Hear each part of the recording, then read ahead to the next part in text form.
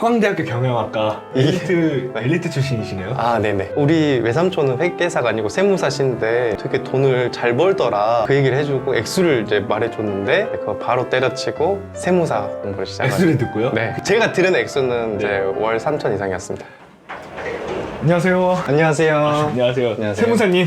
아, 네. 아, 네, 반갑습니다. 세무사입니다. 자기소개 한 번만 부탁드리겠습니다. 네, 안녕하세요. 저는 신논현역에서 세무사 사무실을 운영하고 있는 김창휘 세무사라고 합니다. 세무사님이 굉장히 젊으신데 네네. 혹시 나이가 어떻게 되시나요? 저 올해 나이로 31살입니다. 만으로 29살입니다. 방송에 나갈 때는 네, 이제 만 30살이 되죠. 네. 아, 축하드립니다. 네, 감사합니다. 네. 세무사는 어떤 일을 하는 건가요? 세무사는 쉽게 말하면 세금에 관한 모든 업무를 한다라고 네. 생각을 해주시면 좋을 것 같습니다. 세금이 되게 종류가 다양하잖아요. 그렇죠, 그렇죠. 어떻게 다 그 트렌드를 따라가고 법이 바뀐 것도 어떻게 알고? 법은 이제 매년 이제 개정이 되는데 네. 세법은 이제 매년 거의 개정이 되거든요. 네. 이걸 제가 직업을 잘못 선택한 것 같은데 세무사를 하신 지는 지금 얼마나 되신 거예요? 이제 세무사 시험을 4년 전에 합격을 했고 회사 생활을 하다가 이제 23년 8월에 지금 4개월 전에 제 사무실을 개업하였습니다. 그동안은 회사가 네. 뭐 세무법인? 뭐 네, 이런. 회계법인, 세무법인, 세무사 사무실 다양한 곳에 근무를 하였습니다. 근데 왜 회사 생활 하시다가 나오신 이유가 있으실까요? 회사에서 고정급여로 이제 받는 것과 달리 내가 나와서 주체적으로 영업도 뛰고 하다 보면 더 훨씬 더 많은 또 돈을 벌 수 있으니까 전 좀 주체적인 삶을 살고 싶어서 나오게 되었습니다. 그러니까 저 같은 일반 분들이 가장 많이 문의하고 가장 많이 좀 맡기는 업무가 네네. 기장 업무인가요? 네, 맞습니다. 근데 부가가치세나 이런 기장 업무들은 네네. 일반 분들이 스스로도 할 수 있잖아요. 부가가치세 셀프 신고를 하는 분들이 간혹 계시지만 네. 그게 스스로 하기는 대단히 어렵습니다. 왜요? 매출이 많으면. 네. 아, 매출이 많으면? 네, 매출이 뭐 한 3, 4천이다. 이러면 이제 혼자 하실 수도 있는데 매출이 이제 막 몇억 이렇게 되는데 혼자 하기는 쉽지 않죠. 서강대학교 경영학과 아, 네. 왜 엘리트 출신이시네요. 아, 네네. 수능 몇 등급 맞으셨어요? 수능 제가 언수액 5개인가 들렸습니다. 언어는 그때 좀 쉬웠어가지고 1등급은 아니었지만 네. 나머지는 좀 잘 하였습니다. 아까 다 1등급이셨나요? 네. 아. 언어 빼고는. 네. 네. 수능 공부하실 때 하루 몇 시간 공부하셨어요? 수능이요? 수능 때는 잘 기억이 사실 잘 나지 않는데 세무사 때보다 훨씬 공부를 덜 했죠. 네. 아, 정말요? 네네. 그때는 이제 공부를 그렇게 열심히 하지 않았던 그럼 세무사 때는 네. 어느 정도로 하루에 공부를 하신 거예요? 세무사 때는 하루에 10시간씩 공부를 10시간씩? 했어요. 네. 그럼 세무사만 준비하셨던 거예요? 다른 거는 안 하셨어요? 네, 저는 회계사 공부 한두 달 정도 하고 세무사 시험을 왜요? 준비했습니다. 회계사를 하다가 네. 왜 바꾸신 거죠? TMI인데 말해도 되나요? 네, 다 괜찮습니다. 이제 제 친구 안준태 씨라고 있는데 준태란 친구가 준태님이요? 네, 준태가 이제 회계사가 뭔지 모르겠죠. 회계사 해보려고 그러니까 그 회계사 좋다고 하더라. 열심히 해봐라. 우리 외삼촌은 회계사가 아니고 세무사신데 네. 되게 돈을 잘 벌더라. 네. 그 얘기를 해주고 액수를 이제 말해줬는데 그거 바로 때려치고 세무사 공부를 시작했어요. 액수를 듣고요? 네. 그 액수가 얼마라고 액수 제가 들은 액수는 이제 네. 월 3천 이상이었습니다. 네. 와, 월에? 네. 그래서 회계사 때려쳐야죠. 네, 세무사가. 때려치고. 근데 알고 보니까 그분이 엄청 잘 버시는 세무사님이셨고 회계사님들도 3천 이상 버시는 회계사님들도 많더라. 네. 그렇죠. 장기 기장 업무. 그럼 제가 장기? 예를 들면 이게 이제 제 기장 보수표고 오. 매출에 따라 이렇게 나뉘어져 있고 이제 1년에 한 번씩 소득세 또는 법인세 신고할 때 일회성으로 내는 금액이 이렇게 있거든요. 1년에 한 번씩 하는 거? 네네. 그래서 이거 매월 내고 이건 1년에 한 번 내고 뭐 평균 월 수익이나 이런 건 어떻게 되나요? 대략적으로 한 10만 원 정도 잡으시면 돼요. 여기 그냥 10 정도? 대략적으로 29명이라 아, 했으니까 그쵸. 한 290 정도 됩니다. 근데 거기서 또 직원분들도 또 있으니까. 그렇죠. 사실 근데 제가 또 이 기장 말고 또 용역이라고 해서 네. 뭐 예를 들어 부동산 세금이라든지 네. 세무조사 대응이라든지 뭐 이런 걸 용역이라고 하거든요. 어렵죠. 네. 단건이거든요. 네네. 일회성으로 받는. 제가 그 용역 매출이 좀 이번에 좀 컸어가지고 이번엔 그래도 따뜻한 연말을 보내지 않을까. 고정적인 것만 따졌을 때는 네네. 회사 생활을 할 때랑 비슷했을 것 같은데요? 회사 생활할 때는 기본급만 세전 500이었습니다. 훨씬 높네요. 네, 훨씬 높죠. 후회하진 않으세요? 후회는 8월 달에 했는데 8월 말에 거래처 한 개일 때 후회를 좀 했는데 사실 지금 용역 수수료까지 하면 그것보다 훨씬 많이 받았습니다. 네.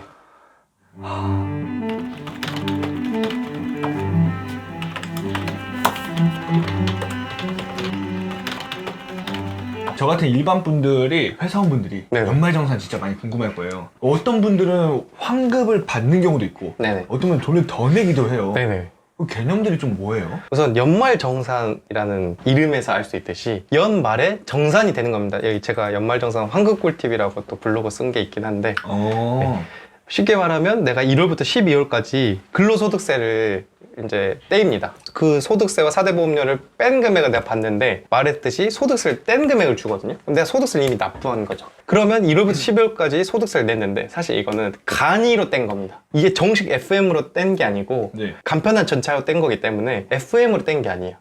그래서 내가 1월부터 12월에 번 모든 소득에 대해서 FM으로 세금 신고를 해봤더니 예를 들면 100만 원이 나왔다. 네. 근데 내가 1월부터 12월까지 떼인 금액이 110만 원이었다. 그러면 10만 원을 되돌려 받는 겁니다. 그리고 FM으로 했는데 120이었어. 근데 난 110만 냈어.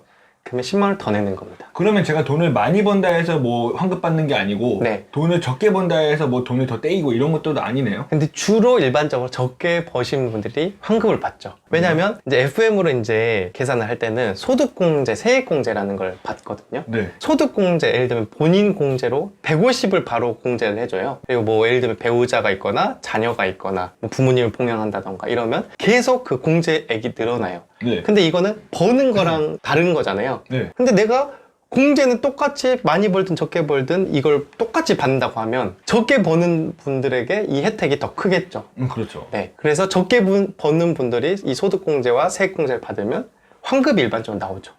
근데 많이 버는 분들은 이 공제를 받더라도 애초에 많이 벌었기 때문에 우리나라는 또 누진세율이라서 그렇죠. 많이 벌면 비례가 아니라 훨씬 더 많이 내는 세금, 많이 세금을 내기 때문에 여전히 돈을 추가로 납부해야 되는 경우가 많이 있죠. 현금 영수증 이런 거 잘 모으라고 하잖아요. 네네네. 그런 거 왜 잘 네. 모으라고 하나요? 아, 잘 모을 필요 없습니다.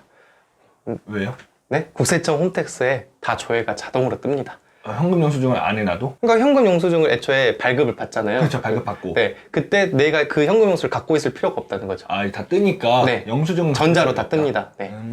연말정산 꿀팁이요? 네. 연말정산 꿀팁이 혹시 있을까요? 우선 본인이 연금저축 계좌를 개설해가지고 연금 계좌를 납입하면 세액공제가 됩니다.